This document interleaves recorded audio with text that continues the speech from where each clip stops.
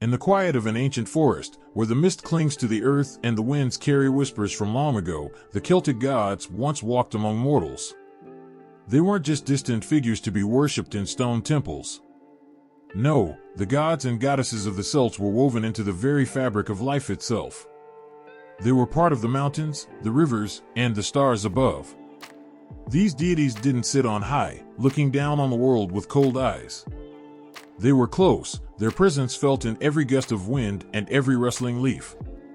To the Celts, their gods were both terrifying and beautiful.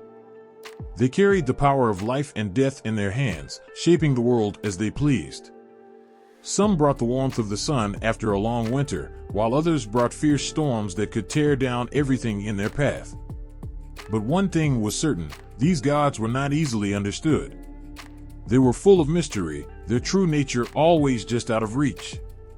Each god held a purpose, a role that touched every part of life. Lugh, the god of many talents, was celebrated for his skills, yet there was always something hidden in his smile, as if he knew things that no mortal could understand. Morrigan, the Phantom Queen, haunted battlefields, her presence sending chills through even the bravest of warriors. Was she there to guide them to victory, or was she waiting to claim their souls for the afterlife? No one could ever say for sure. The answers always seemed to slip away, like shadows disappearing at dusk. The Celts lived in a world alive with these gods, feeling their presence in every corner of their existence. The earth beneath their feet was sacred, for it was said that beneath the soil, the gods themselves slumbered. The rivers and lakes were watched over by spirits who answered only to the deities. The sky, too, belonged to them, the sun, the moon, and the stars, all tools in the hands of these powerful beings. When a farmer planted his crops, he prayed to the earth goddesses for a good harvest. When a warrior went into battle, he called upon the war gods to give him strength. Yet, even in these prayers, there was always a sense of awe mixed with fear. These gods were unpredictable. One day they could be kind, bringing blessings of abundance, and the next, they could unleash fury. They did not follow human rules, and their desires were often impossible to understand. This mystery, this uncertainty, is what made them so powerful. Mortals could only hope to stay in their favor, offering gifts, lighting fires in their name, and telling stories to keep their memories alive. And the stories were everything. Through them, the gods lived on, their legends passed from one generation to the next, growing more enigmatic with each telling. Take Danu, the mother of all. She was seen as the giver of life, the goddess from whom the people of Ireland, the Tuatha De Danann, claimed descent. Yet, her story is shrouded in mist. Who was Danu? Where did she come from? Some said she was the very earth itself, while others believed she was a force even older than the world. Her name was whispered in reverence, but she remained distant, unknowable, her mysteries guarded by time. Then there was Cernunnos, the horned god. His image, half man, half beast, was carved into stones across the Celtic lands, but his true nature? No one ever truly understood. Was he a god of the wild, watching over the animals of the forest? Or was he something darker, a figure that bridged the world of the living and the world of spirits? His horns, like the antlers of a great stag, represented strength, but also the untamed, primal forces of the world. To encounter Cernunnos was to face the wild itself, and all its danger and beauty. Manannan, the god of the sea, was another figure of mystery. He was the keeper of the otherworld, the realm beyond life, yet he also ruled the crashing waves. Sailors both feared and respected him, knowing that he could either guide their ships safely to shore or send them into the depths, never to be seen again. He was a god of boundaries, between land and sea, life and death. And like the sea he ruled, he was unpredictable, his moods shifting with the tides. The gods were not bound by time. They lived in the stories of creation and the battles of old, but they were also present in the everyday lives of the people. Brigid, for instance, was both a goddess of the hearth and a goddess of poetry. She was there in the warmth of the home, but also in the spark of creativity, in the words that flowed from a bard's lips. Her fires burned not just in the physical sense, but in the minds and hearts of the people. Yet even with their closeness to the people, the gods remained elusive. They would appear in times of need, offer their blessings or their wrath, and then vanish as quickly as they had come. One moment they were tangible, the next, they were myths once more. This dance between presence and absence, between knowing and not knowing, gave the gods their power. The people could feel them, but they could never truly grasp them. And perhaps that was the point. There was comfort in the mystery. The Celts understood that not everything in life could be explained. There were forces in the world beyond their control, forces that shaped their lives in ways they could never fully understand. The gods were a reflection of that truth. They were part of the chaos and beauty of existence, reminding the people that life was not just about answers, but about the questions that kept them searching, kept them wondering. And in that wonder, there was magic. These gods were not just figures to be feared or worshipped, they were part of the very soul of the Celtic people. They were as old as the earth itself, their stories stretching back through the ages, yet always new, always changing with the telling. To hear of them was to feel the pull of something ancient, something untouchable, yet undeniably real. It was to stand on the edge of the unknown and feel the heartbeat of the world beneath your feet. The gods of the Celts were a mystery, yes, but they were also a promise that there was more to the world than met the eye. They were a reminder of the magic that lived in every stone, every tree, and every drop of rain. And as long as their stories were told, their mystery would never fade. In the very heart of ancient Ireland, there is a name that whispers through the winds and rolls across the hills, Danu. She is the mother of all, the one who gave life to the gods themselves. To speak of Danu is to speak of creation, of beginnings older than memory itself. Her presence is everywhere, yet her story remains hidden, like a secret wrapped in the mist. Danu was not just a goddess to the people of Ireland. She was the source, the foundation upon which everything was built. The Tuatha De Danann, the gods who walked the earth, carried her name as a badge of honor. They were her children, her creation, and through them, her power lived on. But even they, with all their magic and strength, could never fully grasp the mystery of Danu. For Danu was more than just a mother goddess, she was the essence of life, of the earth itself. Her name carried weight. It was spoken with reverence, for to call upon Danu was to call upon the life force that ran through the land, the rivers, and the sky. She was not a goddess who appeared in the flesh, yet her presence was felt in the earth beneath one's feet, and the rain that nourished the crops, and the wind that whispered across the plains. Danu was the land, and the land was Danu. No one truly knew where Danu came from. Her origins were lost to time, slipping further into legend with each passing year. Some said she came from the stars, a being older than the earth itself, bringing with her the power of creation. Others believed she was the earth itself, rising from the soil and stones to nurture her children. But no matter where she came from, one thing was clear: Danu was eternal. She existed before time, and she would remain long after everything else faded away. The Tuatha De Danann, her children, were a reflection of her power. They were beings of great wisdom and magic, yet even they bowed to the mystery of their mother. Danu was not a goddess of fire or war, like so many others. She was the quiet strength, the one who gave life and watched over it with gentle hands. But there was always a sense of something more, something hidden, as if she carried the weight of the universe in her silence. When people looked at the rivers and lakes, they thought of Danu. Her life-giving waters flowed across the land, nourishing all that lived there. The rivers were her veins, carrying her life force through the world.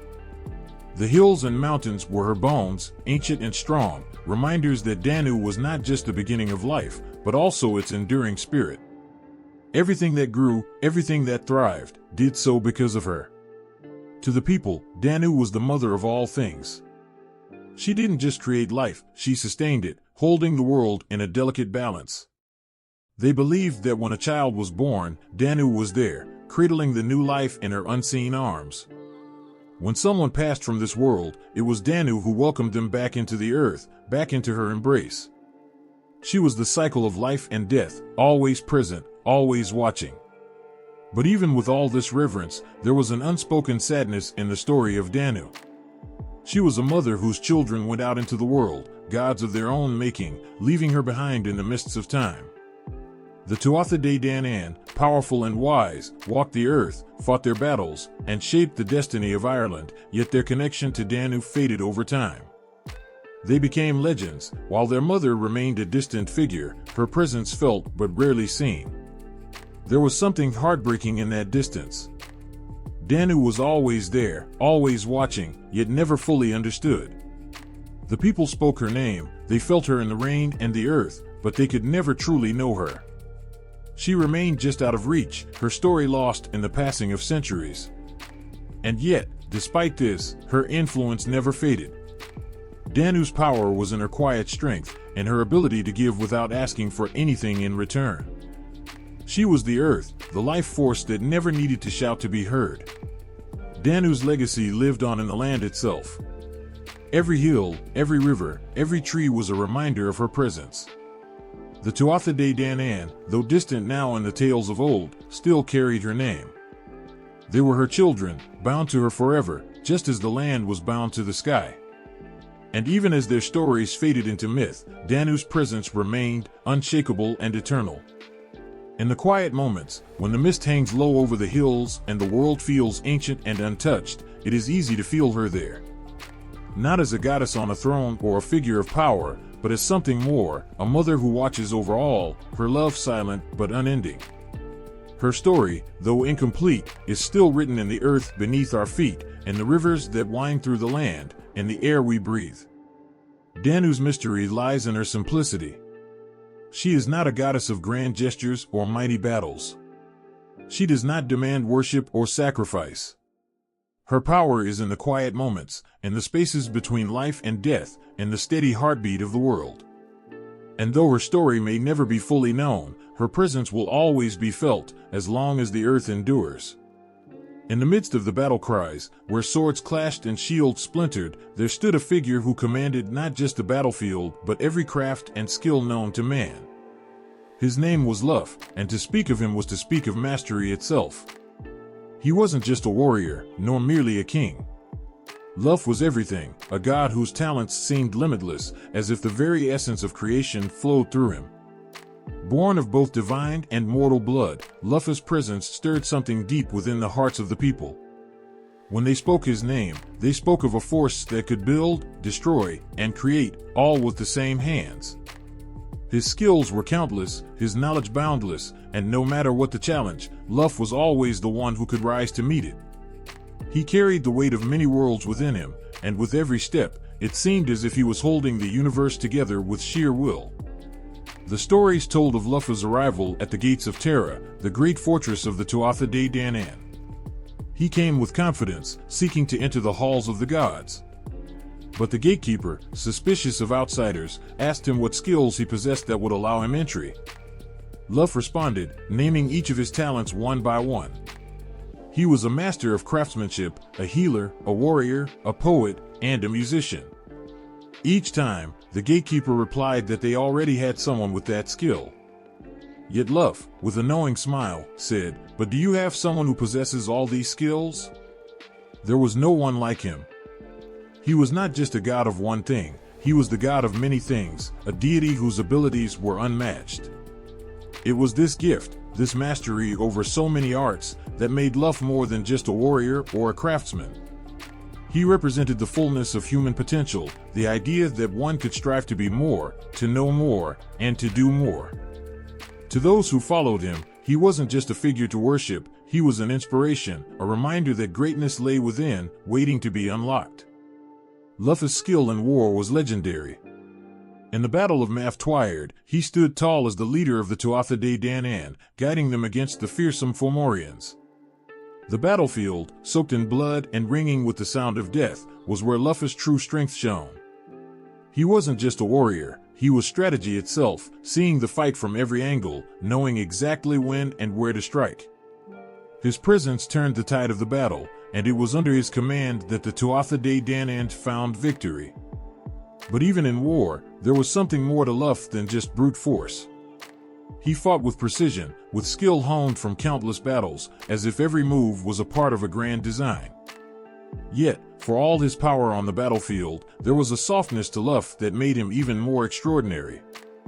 He was a god of craftsmanship, a creator who could take the raw elements of the world and shape them into something beautiful. His hands, so skilled in war, could just as easily craft tools, forge weapons, or create art. In his eyes, there was no divide between destruction and creation. Both were part of the same thread, woven together by his mastery. He could build and he could tear down, but always with purpose, always with a vision of what could be. Lugh's connection to kingship was just as strong as his connection to war and craft. He wasn't just a leader in battle, he was a ruler in the truest sense, a king who understood that power came not from ruling with fear, but from understanding and mastering all aspects of life. He saw the bigger picture, knowing that a kingdom wasn't just made up of warriors, but of poets, healers, musicians, and craftsmen. And in each of these roles, he saw himself. He was the king who could do it all, who could teach his people that greatness wasn't just found on the battlefield, but in the everyday moments of creation, and the small acts of skill that built a world.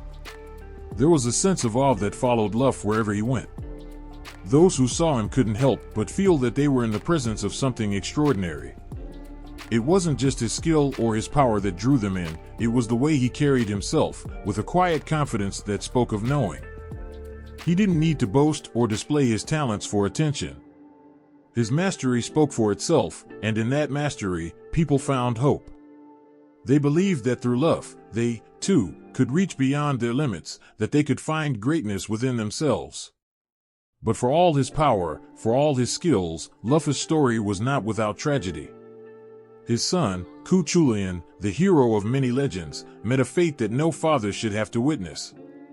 Lugh, with all his wisdom, all his abilities, could not prevent the loss of his child. In that moment, Lugh's invincibility faded, and he became, for just a moment, a father grieving the loss of his son. It was a reminder that even gods, with all their power, were not immune to the pain of loss. And in that pain, there was something profoundly human about Lugh, a vulnerability that made him not just a figure of myth, but a being that people could connect with, a god who understood both the highs of victory and the lows of sorrow. Lugh's legacy is one of balance. He was the warrior and the poet, the craftsman and the king. He showed that greatness wasn't found in focusing on one thing, but in embracing all aspects of life. To his people, he was not just a god to be worshipped from afar, but a symbol of what they could achieve, a reminder that within each person lay the potential for greatness. He was the god of many skills, but more than that, he was the god of possibility, of what could be achieved when one dared to master not just one craft, but all. In the stillness before a battle, when the air was thick with the scent of fear and blood, there was a figure that haunted the minds of warriors, a dark shadow, lingering at the edge of their thoughts. She was Morrigan, the Phantom Queen, a goddess both feared and revered, whose presence foretold the outcome of every conflict. She was not merely a goddess of war, but of fate itself, shaping the destinies of men with a silent, knowing gaze. Morrigan did not announce her arrival with thunder or the clash of swords. She appeared quietly, like a whisper on the wind, her form ever-changing. One moment, she might be a raven, circling the battlefield, watching as the chaos unfolded below. The next, she could be a maiden, her voice soft as she wove the threads of fate, deciding who would live and who would fall. Her gift, if it could be called that, was the ability to see what others could not, to foresee the doom that waited for those who dared to stand against her. For those who saw her, there was no turning back. To encounter Morrigan was to come face to face with your own mortality. She was a reminder that no one, not even the bravest warrior, could escape death's reach. Her presence was a warning, a sign that fate had already been decided, and no amount of strength or skill could change it. Yet there was something captivating about her, something that drew people in, even as they trembled before her. Her connection to war was undeniable. Morrigan thrived in the chaos of battle, moving like a shadow through the fields of the dead and dying. But she did not fight with sword or spear. Her weapon was fate itself, twisting and turning as she saw fit. One glance from her, and a warrior's heart would freeze, knowing that his end was near. For Morrigan was not just a goddess of war, she was the very essence of death, and in her hands, fate was nothing more than a tool. Her shape-shifting abilities only added to the fear and awe that surrounded her. Morrigan could become anything: a crow, a wolf, a woman of unimaginable beauty or terror. She moved between these forms effortlessly, her identity slipping like water through the fingers of those who tried to grasp it. This power, this ability to shift and change, made her untouchable, unknowable. No one ever truly saw Morrigan as she was, for she was everything and nothing all at once. It was said that when she took the form of a raven, perched above the battlefield, death was not far behind. And those who heard the beating of her wings knew their fate was sealed. But Morrigan was not a goddess of cruelty. She did not kill for the sake of killing, nor did she revel in the suffering of others. Her role was far more complex. She was the weaver of fate, the one who ensured that the balance between life and death remained intact. In a world where warriors fought and died for glory, Morrigan was the reminder that all things must come to an end, that death was not something to be feared, but accepted. It was her presence that made warriors question their place in the world, that forced them to confront the inevitability of their own demise. Yet Morrigan's power was not limited to the battlefield. She could see into the hearts of men, knowing their fears, their desires, and their secrets. Her connection to fate allowed her to manipulate these emotions, bending them to her will. Those who thought they could escape her grasp soon found themselves ensnared in her web, their lives forever altered by her touch. Morrigan was not just a goddess of war and death, she was a goddess of fate, of destiny, and in her hands, the future was a living thing, shaped and molded by her will. Her ability to foretell doom was perhaps her most terrifying gift. Morrigan could see the end before it arrived, watching as lives unraveled, as kingdoms crumbled. And when she spoke of death, there was no doubt that it would come to pass. To hear Morrigan's voice, to hear her speak of what was to come, was to know that fate was already written, that the future was already decided. And there was no escaping it. Yet, even in her coldness, there was a strange kind of comfort in Morrigan's presence. She did not sugarcoat the truth, nor did she offer false hope. Her gift was one of honesty, of clarity. She showed the world as it was, not as people wished it to be. In her, there was a rawness, a truth that could not be denied. And though this truth was often hard to bear, it was necessary. Morrigan forced people to confront their own mortality, to understand that life was fleeting, and that death, in the end, was the only certainty. She was called the Phantom Queen, and it was a fitting name. Morrigan was a shadow, a specter that moved through the world, unseen yet always present. Her influence stretched far beyond the battlefield, touching every aspect of life and death. She was the weaver of fate, the one who held the threads of destiny in her hands, and no one, not even the greatest of heroes, could escape her touch. There was something both terrifying and beautiful in Morrigan's power. She was a goddess who did not ask for worship, who did not need praise or offerings. Her power was in the inevitability of death and the certainty of fate. And though her presence struck fear into the hearts of those who saw her, there was also a strange sense of peace in knowing that, in the end, fate was not something to be feared. It was simply a part of life, a thread in the great tapestry that Morrigan herself had woven. And so, Morrigan remained, a silent, watchful figure, always present, always waiting. She was the Phantom Queen, the goddess who saw all, who knew all, and who, with a single glance, could bring even the mightiest of warriors to their knees. In her presence, there was no escaping the truth. Death was coming, and Morrigan was its messenger. In the ancient mists of Ireland, where the hills whispered of gods and magic, there was one figure who stood above the rest. He was known as Dagda, the good god, though his name alone did little to capture the depth of his power and influence. When people thought of him, they did not see a distant deity, cold and aloof, but a being who walked among them, full of warmth and might. His presence was both reassuring and overwhelming, as if the earth itself pulsed with life at his command. Dagda was a god of abundance, and everywhere he went, the land flourished. His touch could make barren soil teem with crops, his voice could summon the rain, and his laughter could send rivers rushing through dry valleys. When the people needed food, Dagda gave it freely, his cauldron never empty, always brimming with enough to feed every hungry soul. There was a sense of safety in knowing that, no matter how harsh the winters or how dry the summers, Dagda's abundance would never run out. He was a god of the people, one who understood their struggles and gave of himself to ease their burdens. But Dagda's power was not just in the bounty of the earth. He was also a master of magic, and with his great staff, the Lord Mor, he could control life and death itself. One stroke of his staff could strike a man down, while another could bring him back from the brink of death. It was said that Dagda's magic was as old as the world, a force that could bend time and space, that could weave together the threads of reality with the ease of a skilled hand. Yet for all his power, Dagda was never cruel. His magic, like his abundance, was given freely, used not to dominate but to protect and nurture. There was something almost fatherly about Dagda, a warmth that radiated from him, filling those around him with a sense of comfort and security. He was not just a god, he was a leader, the one whom the Tuatha De Danann looked to in times of need. His leadership was not born out of fear or control, but out of love and respect. The other gods followed Dagda because they trusted him, because they knew that he would always do what was best for them. And he did. Dagda led with wisdom and kindness, always thinking of the greater good, always putting the needs of his people above his own. Yet Dagda was not without his flaws. He was a god who embraced life in all its forms, who found joy in the simplest pleasures. He loved food, drink, and music, and it was said that his harp, Hearth, could control the very seasons. When Dagda played, the world listened. His music could make the snow melt or the flowers bloom, could bring the light of spring or the chill of winter.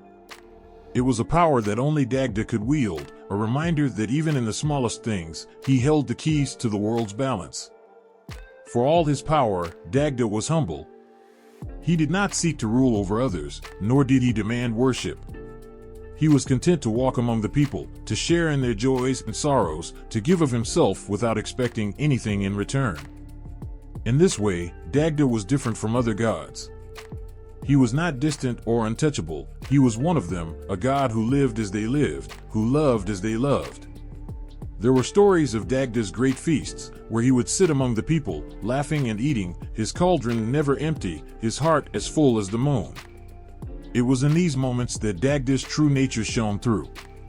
He was not just a god of power and magic, he was a god of joy, of love, of life itself. And in his presence, the world seemed a little brighter, a little warmer. Yet beneath this warmth, there was a strength in Dagda that could not be denied. He was a warrior, a protector, and when the Tuatha De Danann were threatened, it was Dagda who stood at the front, his staff in hand, ready to defend his people.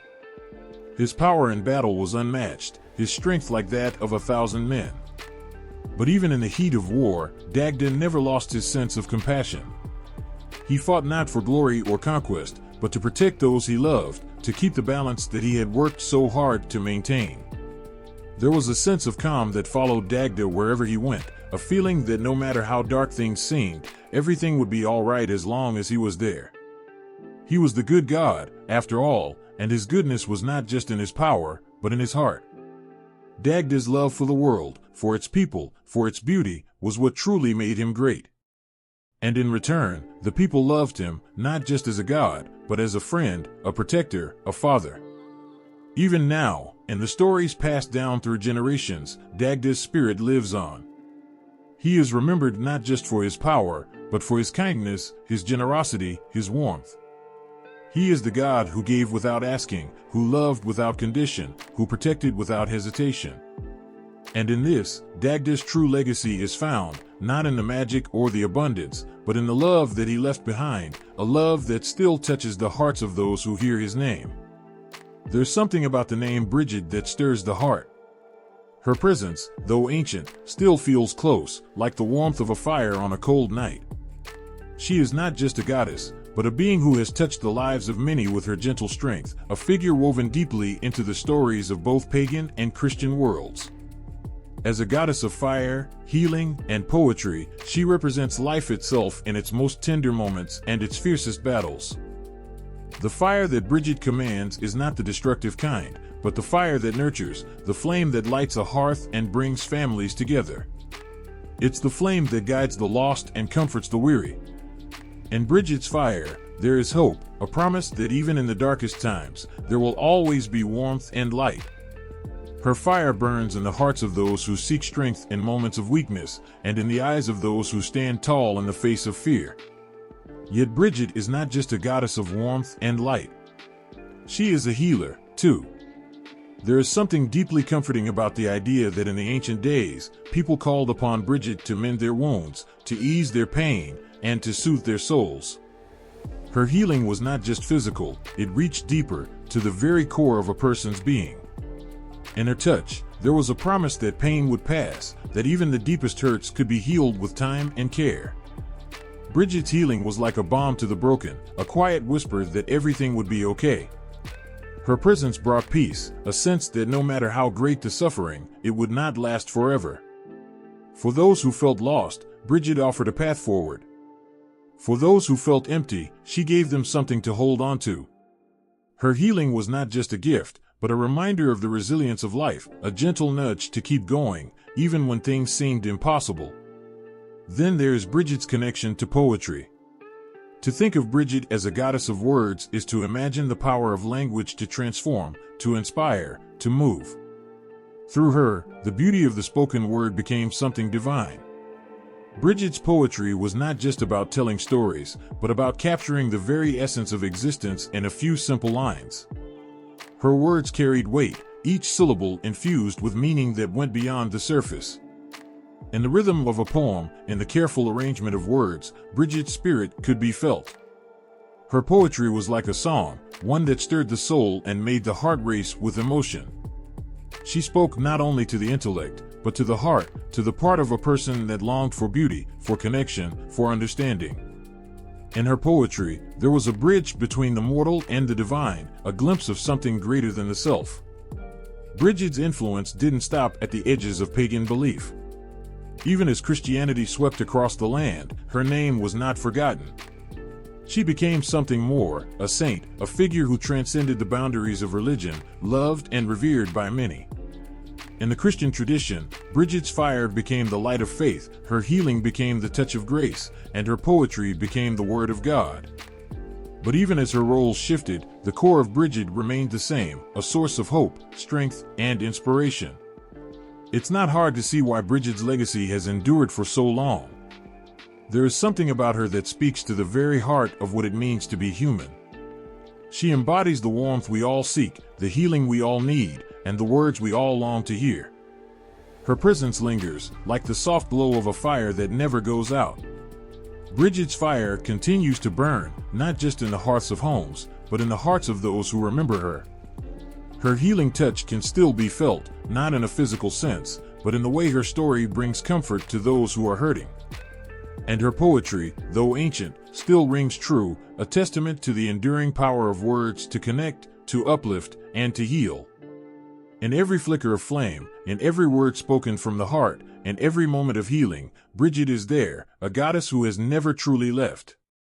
She may be ancient, but her spirit is alive, woven into the very fabric of the world. She is the warmth that keeps the cold at bay, the healer who mends what is broken, and the poet who gives voice to the beauty of life. The name Arawn brings with it a chill, a quiet hush that feels like the stillness before a storm.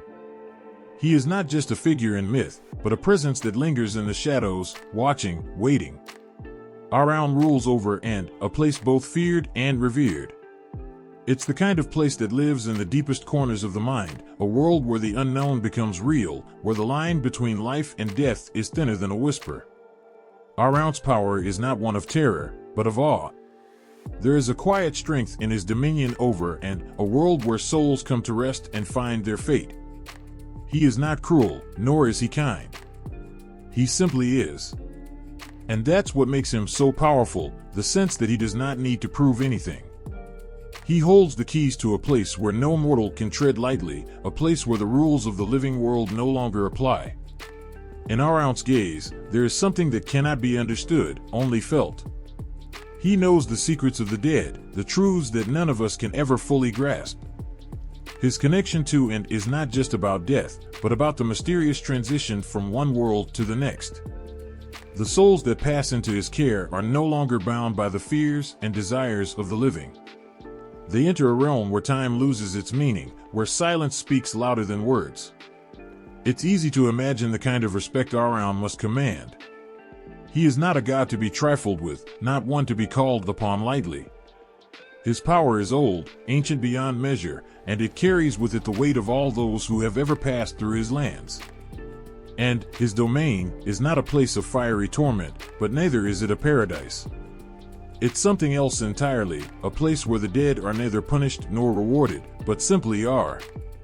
Arawn's role in Welsh mythology is one that tugs at the heart. He represents the inevitable end that we all face, the final step that every life must take. Yet, there is something strangely comforting in his presence. He is not a figure of dread, but a quiet guide through the darkness. There is a certain tenderness in the way he watches over the souls in, and a sense that even in death, there is care, there is purpose. There are stories of Arawn that tell of his interactions with mortals, of the way he sometimes steps out of his world and into ours. When he does, it's never without reason. Those who meet him do not forget the encounter. It leaves a mark, a sense that they've touched something far beyond the ordinary.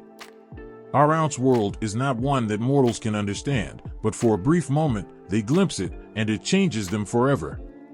One of the most well-known tales of Arawn speaks of his friendship with the mortal king, Pwyll.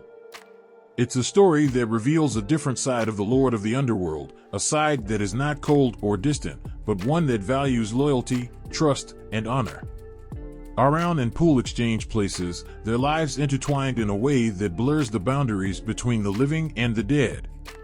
In this story, Arawn is not just a ruler of the afterlife, but a being capable of deep bonds, of respect for those who prove themselves worthy. It's moments like these that show the complexity of Arawn's character. He is not simply a figure of death and darkness, but a ruler who understands the delicate balance between life and what comes after. His rule over and is not one of harsh judgment, but one of maintaining the natural order. He knows that death is not something to fear, but a part of the world that must be respected. In Welsh mythology, and itself is a place of wonder, not horror. It is described as a land of abundance, where there is always enough for those who reside there. Arawn presides over this world with quiet authority, ensuring that the balance is kept, that the souls in his care find peace. His power is not the kind that needs to be flaunted, it simply exists, a constant reminder that some things are beyond human control. Arawn's presence is felt in the quiet moments, in the spaces where words fail, where silence speaks of things too vast for language to hold. His world is one that most will never see, but all will someday know. There is a solemn beauty in that thought, a sense that even in the unknown, there is order, there is care. In the tales of Arawn, there is a kind of stillness, a pause that comes when the world falls quiet and something greater is near. He stands at the edge of what we know, guarding the entrance to a world that is both frightening and beautiful. And in that role, he is both a guide and a guardian, a being who commands respect not through fear, but through the sheer weight of his presence. Arawn is a reminder that death is not the end, but a part of something larger, something that we cannot fully understand while we live. His world is not one of punishment, nor is it one of reward, it is simply the next step, a place where the soul can rest, where the weight of the living world is lifted, and where something new begins. In Arawn, there is a quiet comfort, a reassurance that even in the darkness, there is care. His rule over and is one of balance, of understanding the natural flow of life and death. He does not seek power for the sake of power, but holds his place with dignity, knowing that his role is essential to the fabric of existence itself. And in that, there is a beauty that lingers long after the story has been told. Nuada was a king like no other, a leader of unmatched bravery and strength. But it was not just his valor in battle that made him legendary, it was the price he paid, the wound that changed his life forever, and how he rose from that wound with a hand not of flesh, but of silver. The story of Nuada begins with a kingdom on the brink of war. He led the Tuatha De Danann, the mighty gods and goddesses of Ireland, with a heart full of fire and a mind sharp as the edge of his sword. The Tuatha De Danann were powerful, but they needed someone strong to guide them, someone who could lead them through the storms of war and the trials that lay ahead. That someone was Nuada. As the battle against the Fir-Bolg raged on, Nuada stood tall, his presence unshakable amidst the chaos. He fought with every ounce of his being, defending his people, his kingdom, his very soul. But in the heat of battle, something happened that no one could have foreseen. Nuada, their king, was struck. His hand was severed, a devastating wound for any warrior, but especially for a king. In those days, a leader with any physical imperfection could not remain king. The loss of his hand meant Nuada could no longer sit on the throne of the Tuatha De Danann. It was a harsh rule, but one that had been followed for generations. So, Nuada, despite all his courage, all his wisdom, had to step down. The weight of that moment must have been crushing. To be taken down not by defeat in battle, but by a single wound, how could a heart bear such a loss? But Nuada was no ordinary king. Even as he was forced to relinquish his crown, he did not fade into the shadows. His people still looked to him, still believed in him, even as another ruler took his place. He remained a figure of strength, even in his most vulnerable moment.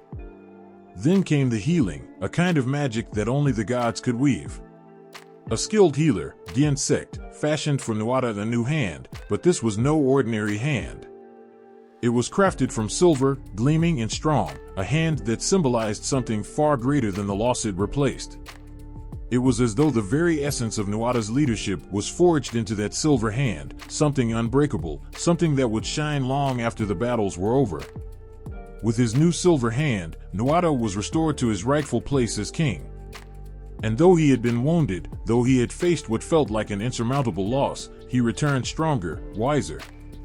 The silver hand was not just a tool, it was a mark of resilience, a symbol that spoke of the heart of a leader who could rise above anything. Nuada's leadership was never about power for the sake of power. His people followed him not because he was perfect, but because he was willing to sacrifice for them.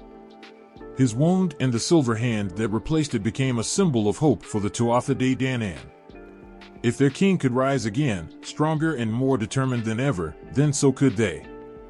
His people saw in him the strength to carry on, no matter what the odds, no matter the cost. The silver hand was more than just a physical replacement for what he had lost. It was a representation of transformation, of becoming something greater than one's wounds.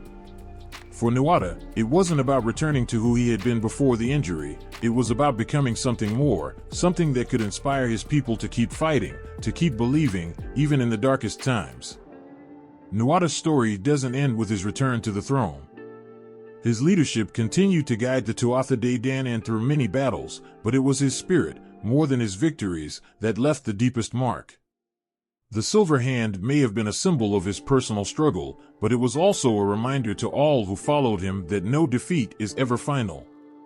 Through Nuada's journey, there's a lesson that runs deep in the heart, a message of resilience, of rising after the fall. When the world seems like it's breaking you, when everything feels lost, there is always a way to rise again. Maybe not as the person you were before, but as something new, something stronger. The image of Nuada, standing tall with his silver hand, is one that lingers. It speaks to anyone who has faced loss, who has felt the weight of defeat. It's a reminder that even in our weakest moments, there is strength waiting to be found, that sometimes it is through our scars that we find the truest power. Nuada was a king not because he was flawless, but because he embraced his imperfections and turned them into something that could inspire his people. He was a leader who understood that real strength doesn't come from being untouched by the world, but from rising again after the world has knocked you down. In the silver of his hand, there was a gleam of something more, something that spoke of endurance, of courage, of the kind of leadership that doesn't waver in the face of hardship. Nuada's hand may have been made of silver, but his heart was forged from something even stronger. And it is that heart that still echoes through the stories of the Tuatha De Danann, a reminder that true leadership comes not from perfection, but from the willingness to rise, again and again, no matter what. In the heart of the forest, where the trees stand tall and ancient, there is a figure who watches over it all. He is wild, yet calm. Powerful, yet gentle. Cernunnos, the horned god, is as much a part of the earth as the roots that dig deep into the soil. He is not just a god, he is a presence that lingers in the rustle of leaves, in the quiet breath of animals, in the life force that hums through all of nature. Cernunnos stands with antlers crowning his head, a reminder that he belongs to the wild. His form is not terrifying, instead, it speaks of a deep connection to the world around him. Animals flock to him, drawn by his essence, sensing in him a protector, a guide, someone who understands their silent language. The wolves, the deer, the birds, they are not afraid. In his presence, they are safe. There is a serenity to him, a wisdom that comes not from words, but from an unspoken understanding of life itself. He is often seen with a torque, a golden ring around his neck, symbolizing power and status, yet his power is not of kings or warriors. It is a different kind of strength, one that flows from the very heart of nature. His influence stretches across the fields and forests, bringing life, fertility, and balance. To those who revere him, Cernunnos is not distant. He is there in every living thing, in the richness of the earth, in the fertility of the land, and in the endless cycle of birth and rebirth. Cernunnos is the god who understands life in its most raw and unfiltered form. He is there when a seed pushes through the soil, when animals give birth to their young, when the seasons shift and life continues its steady rhythm. There is no judgment in him, no demands. He simply is. And in that quiet, unspoken way, he commands respect. In ancient times, people looked to him for more than just fertility in the land. They saw in him a guardian of all things natural, a protector of the wild spaces that were so sacred to them. His horns, stretching high above his head, were a symbol of nature's untamed beauty. They represented strength, not in dominance, but in harmony. To be in Cernunnos' presence was to be reminded of the delicate balance of life, of how everything is connected. Yet, for all his gentleness, there is something mysterious about Cernunnos, something that lingers in the shadows of his story. He is not a god that can be easily understood or explained. His form, with the horns of a stag and the body of a man, speaks to something primal, something older than civilization itself. He is both part of the natural world and something beyond it, something that cannot be tamed or controlled. Cernunnos does not seek worship in grand temples or towering monuments. His altar is the forest floor, his offerings the leaves and fruits of the earth. Those who sought his blessing would leave gifts not of gold or jewels, but of bread, fruits, or perhaps a small carved figure of an animal. It was never about grandeur with Cernunnos, it was about respect, about recognizing the sacredness in the world around them. His connection to animals runs deeper than any other deity. He is their protector, their guide, the one who ensures that the cycle of life continues. The deer, with their graceful movements and watchful eyes, are closest to him, their antlers mirroring his own. But he is not just the god of the prey. The predators, too, fall under his protection. The wolf, fierce and strong, is also a creature of Cernunnos. He understands the balance between predator and prey, the way life must continue, even in its harshest moments. Cernunnos is also tied to fertility, not just in the sense of crops and harvests, but in the more intimate, personal ways. He is there in the bonds between lovers, and the creation of new life, and the joy of families growing. His presence is felt in the warmth of the earth, and the richness of the soil that brings forth life in all its forms. To those who revered him, Cernunnos was not just the god of fertility, but the embodiment of life itself. But for all his connections to life and growth, Cernunnos is also a figure of quiet power. He is not loud or brash, but his strength is undeniable. It is the kind of strength that comes from being in harmony with the world, from understanding the natural order of things. He does not seek to control nature, but to be a part of it, to guide it and protect it in equal measure. His presence is felt not just in the wild places of the world, but in the hearts of those who respect the natural world. Cernunnos is the guardian of the balance, the one who ensures that life continues, that nature remains sacred and untamed. For those who honor him, Cernunnos is a reminder of the beauty and power of the world around them, a symbol of life's ongoing cycle. There is a quiet reverence for Cernunnos that cannot be shaken. He is the god of the wild places, the protector of the animals, the keeper of life's delicate balance. His mystery remains, but it is a comforting mystery, one that speaks to the heart of what it means to be truly alive, to be connected to the world in all its forms. In Cernunnos, there is a reminder that nature, in all its beauty and power, is something sacred. To honor him is to honor the earth itself, to recognize the importance of balance, of life and death, of growth and decay. And even as his story remains shrouded in mystery, his presence is always felt, in the quiet rustle of the leaves, in the call of the animals, in the heartbeat of the earth itself. The sea can be a place of incredible beauty and fearsome power. Its waves crash with a strength that can either soothe or destroy, its depths hide wonders and mysteries that are both enchanting and terrifying. At the heart of these tumultuous waters is Manannan Mac Liar, a god whose very essence is entwined with the sea and all its secrets. Manannan is not just a figure of myth, he is the embodiment of the sea itself. His presence is felt in every crashing wave, in the ebb and flow of tides. He is the guardian of the waters, the one who keeps the balance between the known world and the mysterious otherworld that lies just beyond the horizon. To those who lived by the sea, Manannan was both a protector and a formidable force, a reminder of the sea's power and its deep connection to the divine. With his shimmering cloak of mist and his magical boat, Manannan sails the vast, uncharted waters, a sentinel watching over the endless blue expanse. His cloak, woven from the fog and the clouds, allows him to move unseen across the sea, shifting like a whisper in the wind. This cloak is not just for concealment, it is a symbol of his control over the watery depths, a reminder that he commands the forces of nature with a mere flick of his hand. Manannan's connection to the otherworld is profound and mystical.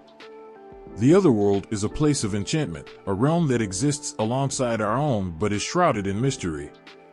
It is where the dead rest, where the timeless spirits dwell, and where magic weaves its most intricate spells. Manannan is the gatekeeper of this world, the one who bridges the gap between the living and the realm of the gods. His role is not just to protect the waters, but to guide souls and ensure the flow between worlds remains smooth and untroubled. But Manannan is not only a guardian, he is also a trickster, a figure of playful mischief and cunning. His tricks are not mean-spirited, they are more about challenging the norms, testing the limits, and keeping those who encounter him on their toes. He has the power to change his shape, to shift from a fearsome sea god to a charming trickster, and he uses this ability to teach lessons and to remind people of the unpredictable nature of the sea and the world beyond. One of the most fascinating aspects of Manannan is his ability to move between worlds. He is not bound by the same limitations as mortals. He can appear on the land, in the sea, or even in the otherworld, depending on his will. This fluidity makes him a powerful and enigmatic figure, one who embodies the very essence of change and transformation. He is known for his magical horse, which can gallop across the waves as easily as it can across the land. This horse is not just a mount, it is a symbol of Manannan's dominion over the sea, a reminder that his control extends to every aspect of the ocean. The horse is both a part of him and a tool for him, an extension of his power and a means of connecting with those who sail the seas. In times of old, sailors would offer sacrifices to Manannan, seeking his favor before embarking on dangerous voyages. They would leave tokens of gratitude, perhaps a small carving or a bit of food, to honor him and to ensure their safety. To anger Manannan was to risk the wrath of the sea, a wrath that could be sudden and fierce. But to honor him was to gain his favor, to be granted safe passage and to feel the protective embrace of the sea. Manannan's influence also stretches to the magic and myths of the Celtic world. He is a figure of profound importance in the stories and legends of the Celts, a god whose actions and whims shape the lives of those who encounter him. His stories are filled with adventure, with encounters that test the limits of mortal courage and wisdom. Yet, for all his power and mystery, there is something deeply touching about Manannan. He represents the connection between the known and the unknown, the everyday world and the magical realm. His role as both a guardian and a trickster reflects the dual nature of the sea itself, its beauty and its danger, its calm and its storms. He is a reminder of the wonders and perils that lie just beyond our reach, of the magic that exists in the everyday world if we only look closely enough. The sea's vastness can be overwhelming, its depths unfathomable. But with Manannan Mac Liar as its guardian, there is a sense of balance, of control, of a force that watches over the waters and guides the souls that pass through it. He is the keeper of the sea's secrets, the protector of its mysteries, and the one who ensures that the boundaries between worlds remain intact. In the endless dance of the waves, in the shifting mist, in the magical realms just out of sight, Manannan Mac Liar stands as a testament to the power and mystery of the sea.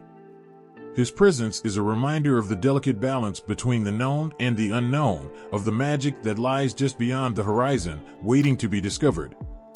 As dawn breaks and sunlight spills over the horizon, there is a feeling of warmth and hope that stirs within every living thing. This light, this radiant force, is more than just the sun's daily gift. It is Belenus, the Shining One, the god whose presence brings not only light but life itself. Belenus is more than just a sun god, he is the embodiment of vitality and healing. His golden rays touch everything, nurturing the earth and making the world bloom with color and life. When he rises in the sky, he is not just illuminating the day but also spreading warmth that heals and invigorates. His light is not just a physical phenomenon but a symbol of renewal and growth. Without him, the crops would wither and the world would fall into a cold, barren silence. In the ancient Celtic calendar, Belenus's importance is celebrated in grand festivals, the most notable being Beltane. This festival, held at the beginning of May, is a joyous occasion that marks the height of spring and the approach of summer. It is a time when the whole community comes together to honor Belenus and the life-giving force he represents. Fires are lit, not just to celebrate, but to harness the sun's power, to feel the embrace of his light, and to acknowledge the blessings he brings. The flames of Beltane are more than just bonfires. They are a symbolic representation of Belenus's shining presence. As people dance around these fires, they feel the connection to the sun god, the warmth of his light enveloping them, filling their hearts with joy and hope. The flames flicker and glow, much like the sun's rays, casting shadows and illuminating faces with a golden light that seems almost magical. It is in these moments that people feel closest to Belenus, sensing his power and his care for their well-being. Belenus's role extends beyond just the physical aspects of life. His healing powers are revered, as his light is believed to have the ability to cure and renew. In the past, people would seek out the first rays of the morning sun, believing that basking in them could bring health and vitality. There was a deep sense of reverence for the healing power of sunlight, a belief that Belenus's light could drive away illness and bring strength to the weak. His light was seen as a gift from the divine, a beacon of hope and recovery. Agriculture, too, is deeply intertwined with Belenus's influence. The god's presence ensures the fertility of the land, the growth of crops, and the prosperity of those who till the soil. As the sun warms the earth, seeds sprout and fields flourish. The cycle of planting and harvesting is dependent on Belenus's favor. Farmers and harvesters would offer thanks to Belenus for a bountiful season, for the sun's nurturing rays that help their crops grow and their animals thrive. The abundance of food and the richness of the land are seen as direct blessings from the Shining One. The presence of Belenus in Celtic culture is not merely a historical note, it is a living tradition that resonates through the ages. His festivals are times of communal joy, of coming together to celebrate the light and life he brings. The rituals and ceremonies performed in his honor are acts of gratitude, of acknowledging the essential role he plays in their lives. Even today, the echoes of these ancient celebrations remind people of the profound connection between the sun and the cycles of life. In every sunrise, there is a reminder of Belenus's enduring power. Each new day is a gift from the Shining One, a chance to start afresh, to bask in the light that drives away the shadows. The warmth that greets us in the morning is not just the sun rising, it is Belenus, spreading his golden rays, blessing the world with his light. There is something deeply touching about the way Belenus connects with the world. His light is not just a source of physical warmth, but a symbol of hope and healing. His presence is felt in every bloom, every green field, every thriving crop. To honor Belenus is to recognize the beauty and abundance of life, to celebrate the gifts of the sun, and to be grateful for the light that brings so much to the world. As the sun moves across the sky, casting its glow over the land, Belenus's legacy continues to shine. His light guides and nurtures, his warmth heals and renews.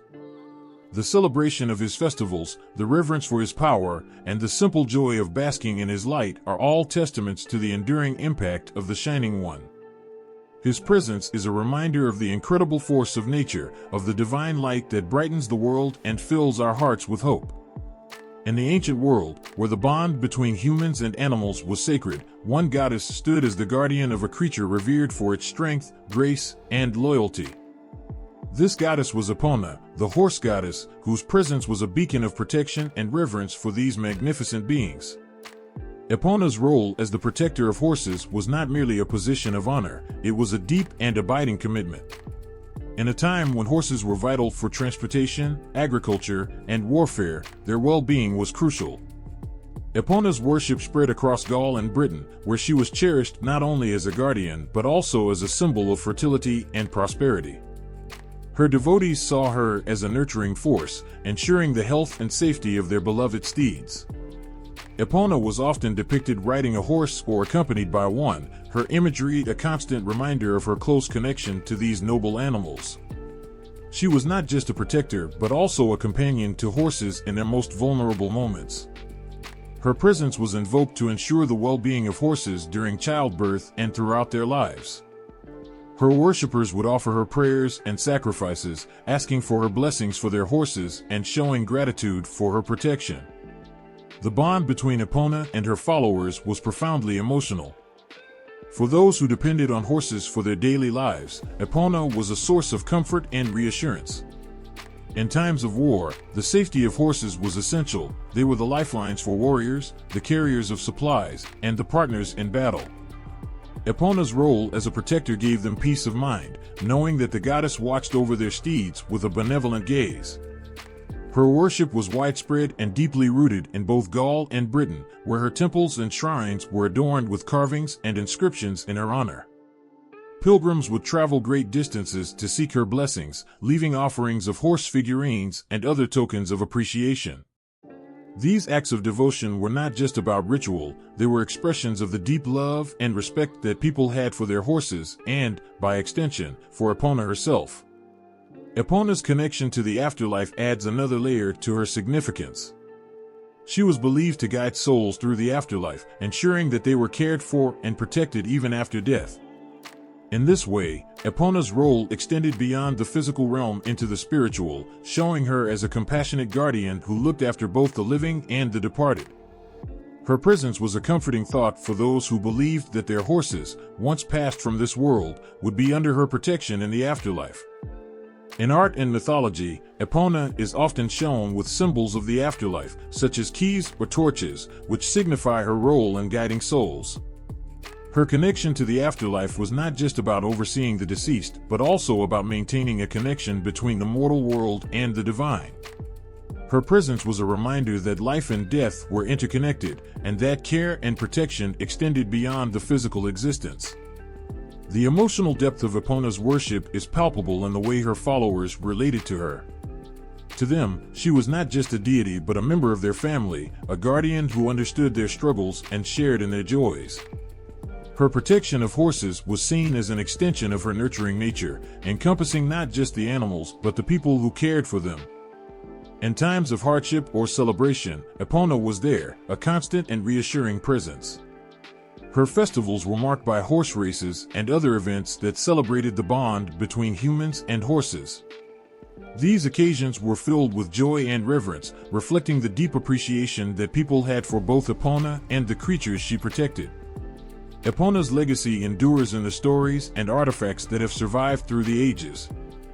Her image, whether carved into stone or painted on pottery, speaks of a time when the bond between humans and animals was held in the highest regard. Her role as the horse goddess was not just about protecting a single species, but about embodying the spirit of care, respect, and love that transcended the boundaries of life and death. In every stride of a horse, and every gentle nudge of its head, there is a whisper of Epona's presence. Her influence is felt in the way people continue to value and care for their animals, carrying forward the traditions and respect that she once inspired. Epona's story is a reminder of the profound connection between humans and the creatures they hold dear, a connection that is marked by love, protection, and an enduring reverence for the divine guardianship that once watched over them.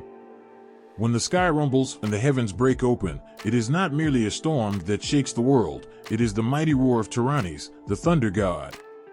His presence is a powerful force of nature, a reminder of both the awe and fear that the natural world can invoke. Taranis, with his fierce control over storms and thunder, commands a respect that borders on the terrifying. His name, often associated with the roaring thunder and flashing lightning, strikes a chord deep within the heart. When the storm clouds gather and the winds howl, it is as if Taranis himself is calling out, his voice echoing across the land with the force of a divine warning. The wheel, an emblem of his power, symbolizes the cycle of nature and time itself. It is not just an object, but a representation of Taranis' influence over the forces that shape the world. The wheel spins with the rhythm of storms and seasons, reflecting the ever-turning cycle of life, death, and rebirth. It is both a symbol of his divine authority and a reminder of the relentless power he wields. In ancient Celtic rituals, Taranis' presence was felt profoundly. His role in these ceremonies was not just about appeasing a deity but about acknowledging the overwhelming power that he represented. The rituals conducted in his honor were intense, reflecting the sheer force of nature that he controlled. These ceremonies often involved loud noises, such as banging drums or clashing metal, meant to mimic the thunderous roar of the god himself. The aim was to channel the storm's energy and show reverence for the god who governed it. The fear and respect Taranis inspired were not just about the physical power of storms, but also about their ability to bring change. Storms can devastate, uproot lives, and transform landscapes, much like how Taranis' wrath could reshape the world. His role as a harbinger of change made him a deity both revered and feared. In times of drought, people would pray to him for rain, hoping that his storms would bring life-giving water. Conversely, they would also seek his favor to calm the storms, showing their respect for his control over the forces that could either bless or curse them. Taranis' influence extended beyond mere weather patterns. His thunderous presence was also a symbol of power and justice. In ancient times, when the rumble of thunder echoed through the valleys, it was believed to be a sign of divine judgment. His role as the thunder god made him a figure of ultimate authority, a reminder that the forces of nature were not just physical but also spiritual and moral. The imagery associated with Taranis is vivid and striking. He is often depicted with a wheel, representing his dominion over the natural and cosmic order, and with a thunderbolt, symbolizing his ability to strike with sudden and powerful force. This imagery conveys not only his power but also the unpredictability of nature, reminding people of the delicate balance between creation and destruction. In the face of Taranis' might, ancient Celtic peoples would have experienced a mix of awe and trepidation. His storms could bring life, but they could also bring devastation. This duality reflected the complexity of his nature and the deep reverence people had for him. They understood that while he could unleash chaos, he could also be a source of renewal and transformation. His storms could clear away the old, making way for the new, a reminder that destruction often paves the way for new beginnings. As the thunder rolls and lightning splits the sky, there is a profound sense of Taranis' presence. His power is felt in every crack of lightning and every rumble of thunder. The sheer intensity of a storm serves as a reminder of his might and his role in the ever-changing dance of nature. It is a powerful testament to the respect and fear he commanded, a reflection of the ancient belief that the forces of nature were both awe-inspiring and formidable. In the storm's fury, there is a glimpse of Taranis' character, a divine figure whose presence is as awe-inspiring as it is humbling. His role as the thunder god is a reminder of the immense power that lies beyond human control, a force that shapes the world and influences the course of life. His storms are not just weather phenomena but a manifestation of his divine will, a powerful reminder of the forces that govern the universe and the respect they command. In the tapestry of Welsh mythology, one figure stands out as both majestic and sorrowful, a goddess whose story intertwines with the threads of sovereignty, horses, and heartache. Her name is Rhiannon, and her legend is a poignant reminder of the trials and triumphs of a divine ruler. Rhiannon is deeply connected to the concept of sovereignty. As the goddess of sovereignty, she embodies the very essence of rightful rule and leadership. Her presence was believed to ensure the stability and prosperity of the land. Rhiannon's association with sovereignty goes beyond mere title. It is a reflection of her profound connection to the land and its well-being. Her role as a sovereign deity made her a central figure in the stories of kings and rulers, representing the ideal of just and benevolent leadership. But Rhiannon's connection to horses adds another layer of depth to her character. In Celtic mythology, horses were symbols of power, grace, and fertility. Rhiannon is often depicted riding a magnificent horse, her connection to these noble animals underscoring her divine status. The image of her riding through the sky, her horse galloping with ethereal speed, evokes a sense of awe and reverence. Her horses were not just animals but extensions of her own power and grace, embodying the harmony between divinity and nature. Rhiannon's story is both enchanting and tragic, as captured in the Mabinogion, a collection of Welsh myths and legends. Her tale is a blend of magic, misfortune, and resilience, reflecting the complexities of her divine role. One of the most heartbreaking aspects of her story is the curse that befalls her, a punishment she endures with both dignity and suffering. Accused of a crime she did not commit, Rhiannon is forced to endure a humiliating punishment. She is made to carry visitors to her home on her back, like a horse. This punishment is not just a trial of endurance, but a symbol of the profound injustice she faces, a stark contrast to her true nobility and grace. The tragic elements of Rhiannon's story evoke a deep sense of empathy. Her suffering is a reminder of the frailty of human and divine life alike. Despite the unfairness of her punishment, Rhiannon remains steadfast and unbroken.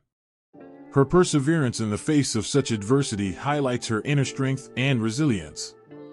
The way she endures her trials, with a quiet dignity, makes her story a poignant tale of courage and endurance.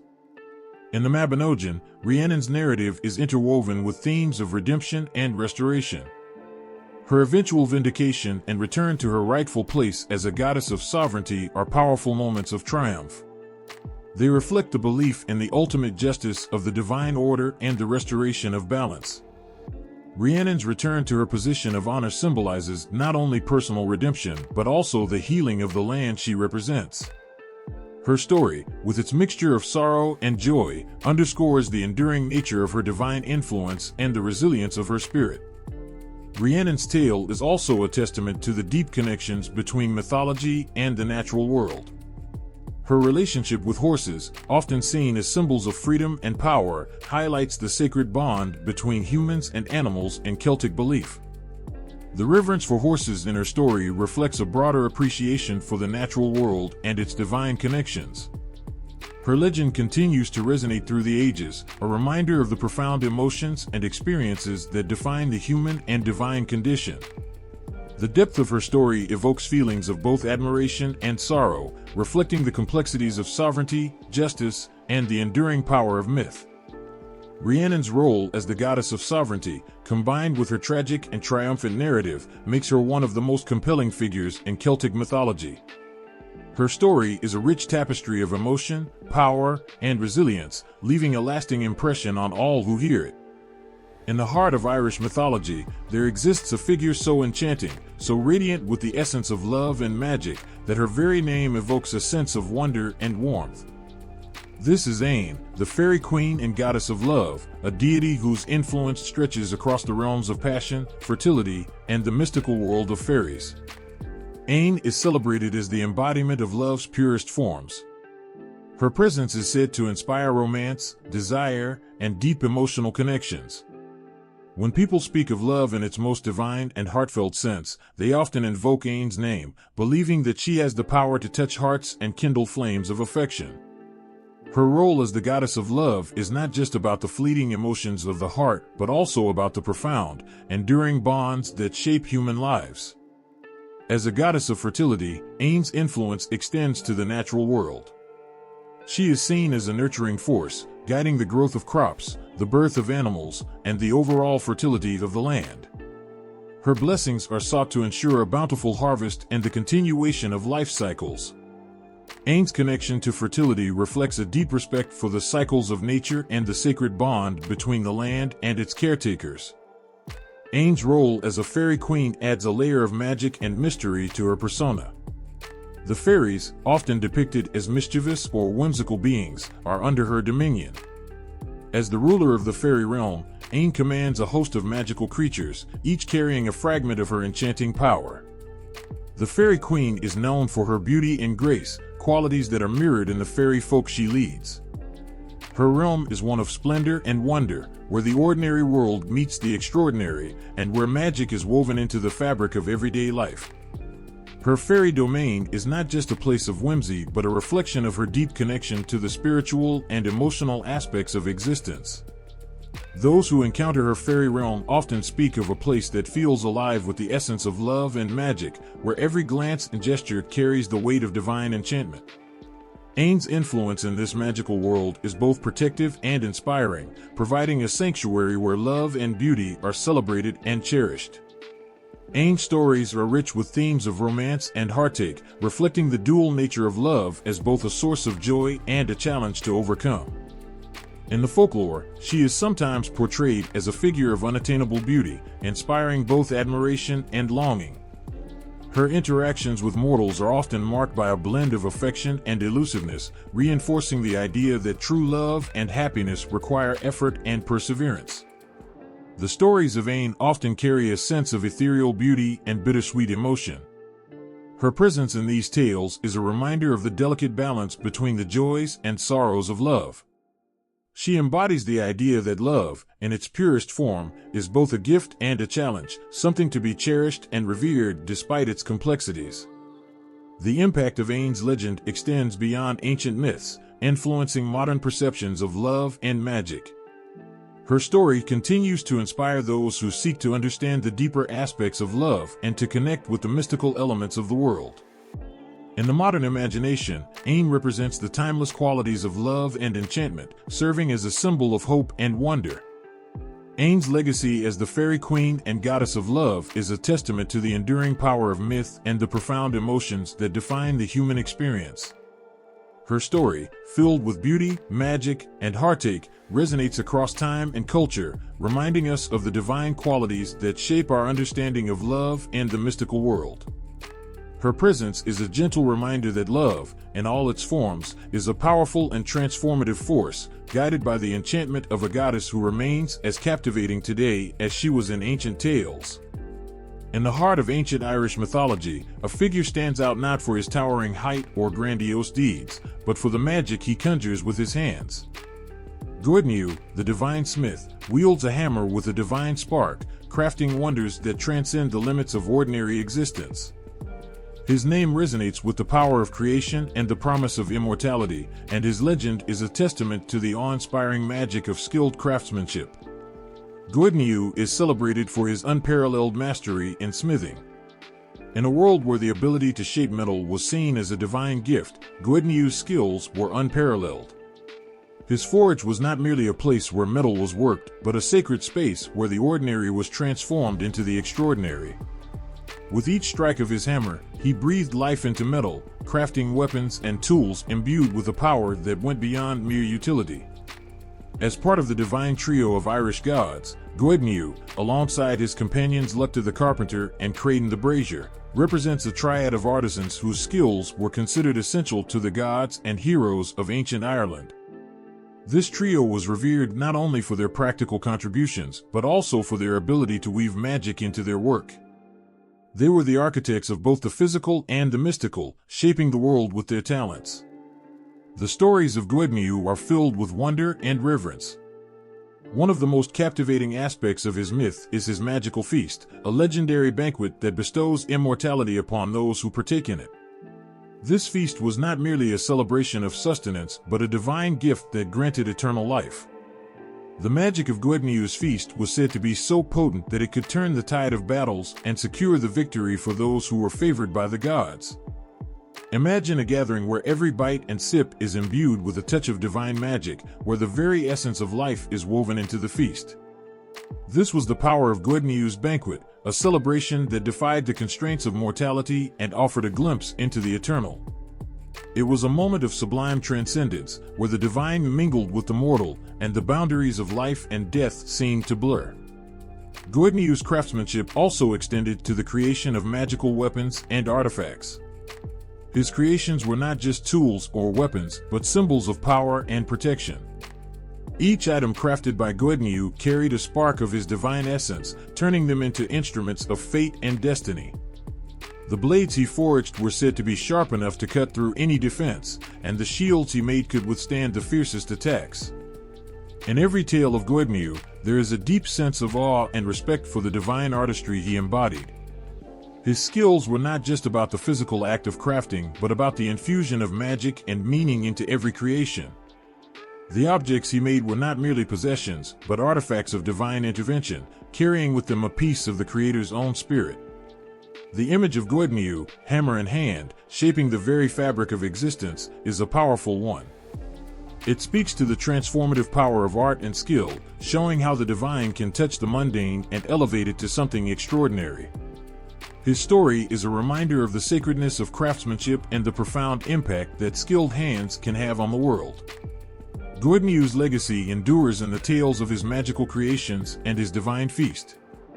He is remembered not just as a smith, but as a symbol of the boundless possibilities of artistry and the magical potential that lies within every act of creation.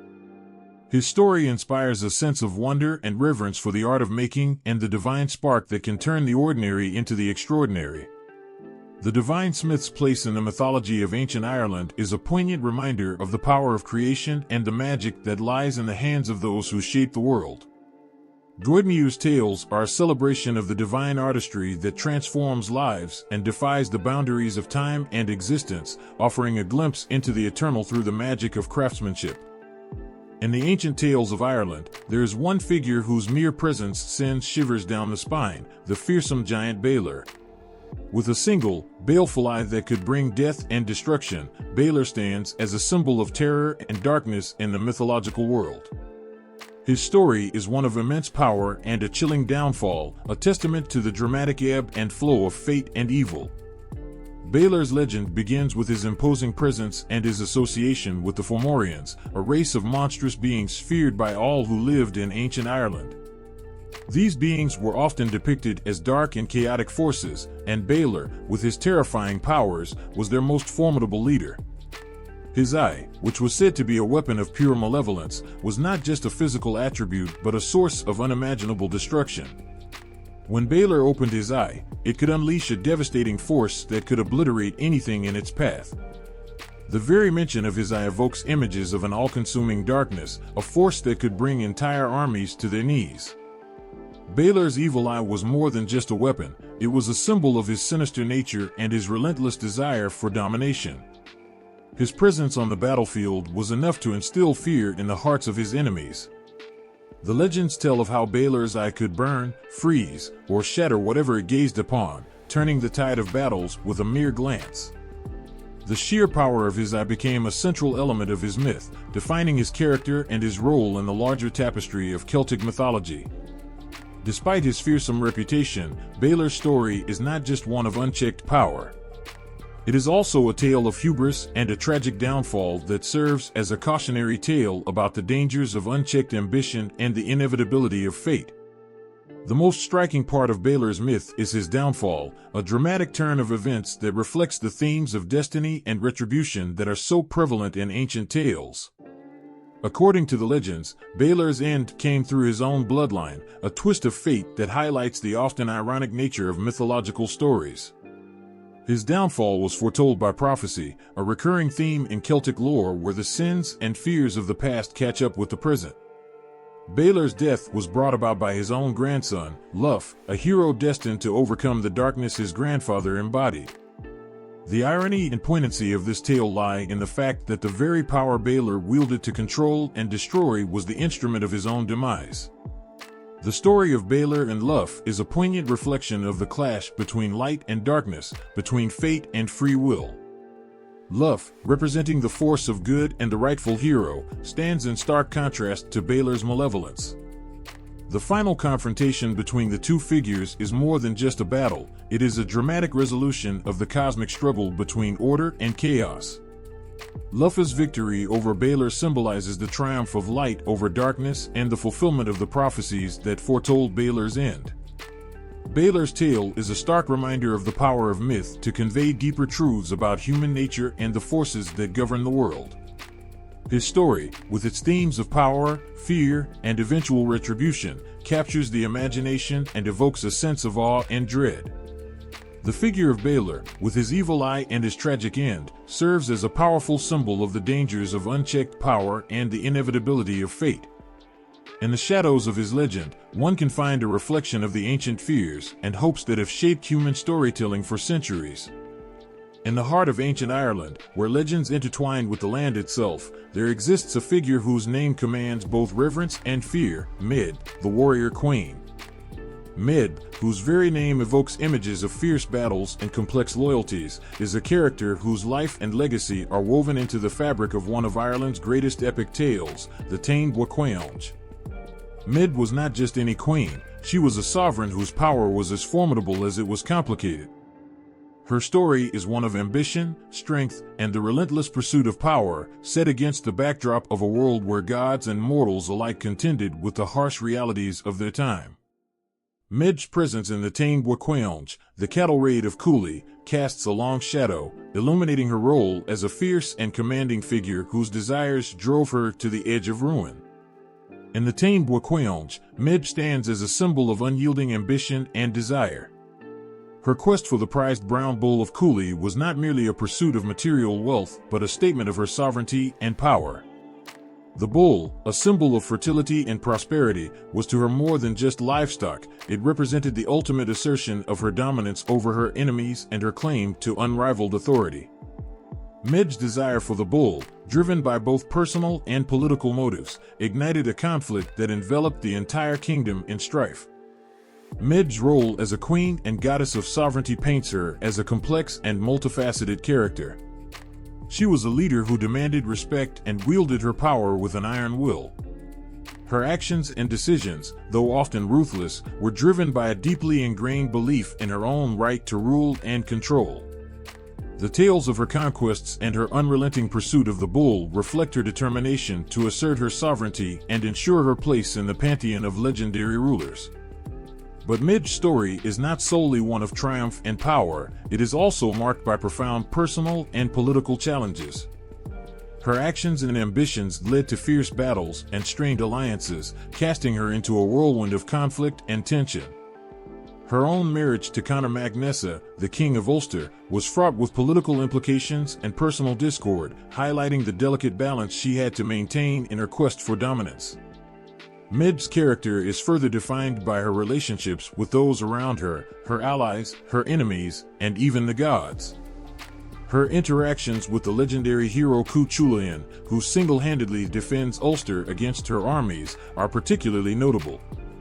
Cuchulainn's defiance in the face of overwhelming odds speaks to Medb's formidable nature as a leader and the respect she commanded from both her allies and adversaries. Yet, Medb's story is not without its tragic undertones. Her relentless ambition and the consequent wars led to immense suffering and loss, painting a portrait of a leader whose quest for power brought both glory and devastation. The consequences of her pursuit of the brown bull had far-reaching effects, leading to destruction and tragedy on both sides of the conflict. As the epic unfolds, Medb's role as a warrior queen is depicted with a mix of admiration and foreboding. Her indomitable spirit and strategic mind make her a central figure in the Táin Bua Cheonge, and her actions shape the course of the story in ways that are both grand and heartbreaking. Her legacy, marked by both her achievements and her flaws, remains a powerful testament to the complexities of leadership and the high cost of ambition. In the grand tapestry of Celtic mythology, Medb stands out not just as a ruler but as a symbol of the intricate dance between power and consequence. Her story, with its vivid portrayals of battles, alliances, and personal strife, serves as a poignant reminder of the enduring themes of sovereignty, ambition, and the human cost of greatness. In the ancient echoes of Celtic lore, there exists a god whose very name resonates with the power of words and the magic of writing. Ogma, the god of eloquence and communication, stands as a towering figure whose influence reaches into the core of Celtic culture and spirituality. His legacy is not just carved in tales, but etched in the very script that has carried the voice of the Celts through time. Ogma is celebrated as the deity who gifted the world the Ogam script, a unique form of writing that etched the Celtic language into the annals of history. This script, simple yet profound, consists of a series of lines and notches, each mark a whisper of the ancient world's thoughts, dreams, and stories. It is through Ogma's gift that the Celts could inscribe their laws, their history, and their very essence onto wood and stone, ensuring that their words would not be lost to time but would stand as silent witnesses to their culture and beliefs. In the Celtic imagination, Ogma is not merely a figure of speech, but a divine embodiment of the power of communication. His eloquence was said to charm even the most reluctant listener, turning words into magic, convincing hearts and minds with the grace of his speech. This gift made him an essential god in a society where oral tradition and the art of storytelling were sacred. To speak well, to tell a story compellingly, was to hold a power almost divine, and Ogma was its ultimate master. The Ogam script, which Ogma is credited with creating, represents more than just a system of writing. It is a bridge between the divine and the human, a way to bring the unseen and the sacred into the light. Each character of the script is a testament to Ogma's ingenuity and his understanding of the importance of preserving knowledge. The Ogam was used to record everything from genealogies to legal judgments, making it a cornerstone of Celtic heritage and a living symbol of Ogma's enduring influence.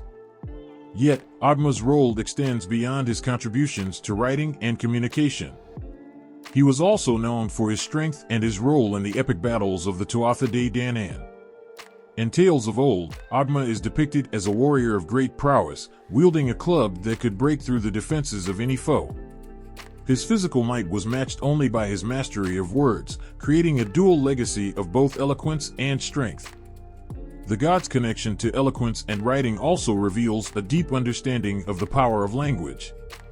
In the world of the Celts, where the spoken word held incredible power, Ogma's ability to harness this force was a gift of immense value. His words could sway hearts, his writings could record history, and his influence was felt in every corner of Celtic life. The very act of writing, of creating something that could outlast the fleeting nature of speech, was seen as a divine act, and Ogma was the god who made it possible. Ogma's impact is not confined to ancient texts and myths. His legacy continues to inspire those who seek to understand the power of communication and the importance of preserving stories and knowledge. In a world where voices can be lost and stories forgotten, Ogma's contribution reminds us of the enduring power of words and the crucial role of preserving our histories and cultures. The Ogam script, once a secretive and sacred form of writing, now stands as a testament to Ogma's gift, a silent but powerful reminder of a time when words were magic and writing was divine. Each inscription, each carved line, tells a story of a people who valued their language and their heritage with an almost sacred reverence. Ogma's story, rich with the weight of history and the lightness of eloquence, serves as a poignant reminder of the power that lies in words. His legacy, carved into the very fabric of Celtic culture, is a tribute to the enduring nature of communication and the divine nature of storytelling. In every line of Ogam, in every tale told and retold, Ogma's presence is felt, a lasting echo of the god who brought words to life and made them eternal. The ancient tales of Celtic deities, echoing through the ages, have left an indelible mark on our world today. The stories of these gods and goddesses, once whispered by the firesides of ancient peoples, now reverberate in the heart of modern culture, folklore, and spiritual practices. Their legacies are not confined to the pages of dusty old books or the shadows of ancient ruins, but live on, vibrant and alive, shaping the world in ways that are both profound and touching. In every corner of modern life, from the arts to spiritual practices, the influence of Celtic deities is unmistakable. Their myths and legends have inspired countless works of literature, film, and music. The gods and goddesses who once commanded reverence in the forests and hills of ancient Ireland and Britain now find themselves reborn in popular culture, reminding us of their timeless power and relevance. Take, for example, the figure of Cernunnos, the horned god of nature. His image, with antlers reaching towards the heavens, has become a powerful symbol in modern spirituality and pagan practices. He represents the wild, untamed force of nature and our deep connection to it. People today, seeking a return to the natural world and a deeper understanding of their place within it, find solace and inspiration in the ancient depictions of this god. His presence reminds us of our roots and the primal power of the earth that sustains us. Similarly, Brigid, the goddess of fire and poetry, has found a new place in the hearts of those who celebrate the changing seasons and the cycles of life. Her role as a goddess of healing and creativity resonates with people who honor the rhythms of nature and seek to channel their inner strength through artistic expression. Festivals like Imbolc, which honor Brigid, are celebrated by many as a time to reflect on personal growth and renewal, linking modern practices with ancient traditions. The warrior queen Medb, with her fierce independence and determination, echoes through contemporary stories of strong, complex female characters. Her tales of leadership and bravery inspire those who confront their own challenges with courage and resilience. Medb's legacy is a testament to the enduring power of stories and their ability to shape and inspire our lives. In the spiritual sphere, the gods like Lugh, known for his many skills and attributes, continue to inspire those who seek to understand the multifaceted nature of the divine. His stories of skill, wisdom, and leadership are mirrored in modern practices that value versatility and the pursuit of knowledge. Lugh's legacy lives on as a symbol of personal excellence and the integration of diverse talents into a harmonious whole. The influence of Celtic deities extends beyond spiritual practices and into the world of popular culture. Films, books, and art inspired by Celtic myths often draw upon the rich tapestry of stories that have survived through the centuries. These works capture the imagination and bring the ancient gods to life for new generations, demonstrating how deeply these deities have woven themselves into the fabric of our collective consciousness. The magical and mysterious world of the Celts continues to captivate and inspire.